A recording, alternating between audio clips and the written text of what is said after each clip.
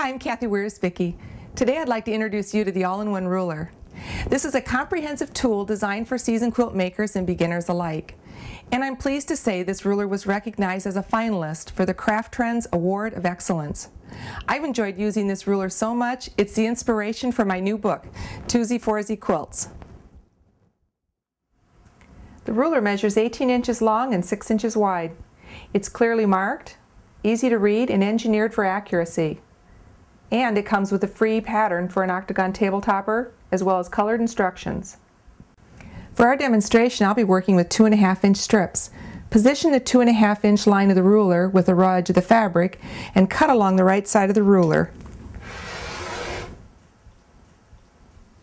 This end of the tool features a 6-inch bias square ruler. From this end we cut squares and rectangles.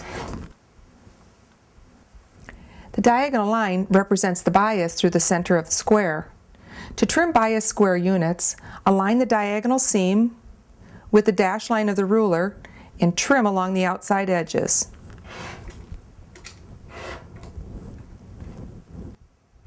I also use that section of the ruler to miter bindings. You can see detailed instruction of this clever binding technique in both of my books, Coffee Time Quilts and 2Z4Z Quilts. The most common triangle in quilt making is the half square triangle.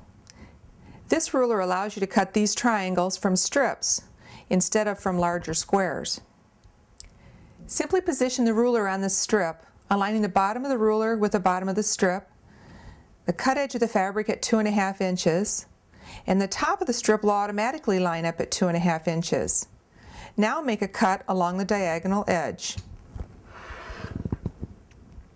To make the next cut, flip the ruler to the back side. The blunt end aligns with the bottom of the strip, the diagonal aligns with the previous cut, and the top aligns at 2.5 inches. Now make a vertical cut. To make the next cut, return to the original position and work in this manner across the strip. Another favorite of quilt makers is the quarter square triangle. Position the ruler on the strip with the 2.5-inch line at the bottom, the notched corner at the top, and cut along both sides of the ruler.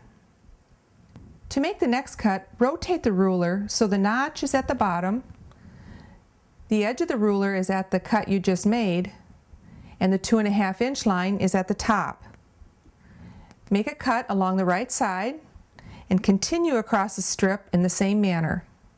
Now that you know how to cut, let me show you how to increase your accuracy using the built-in point trimmer.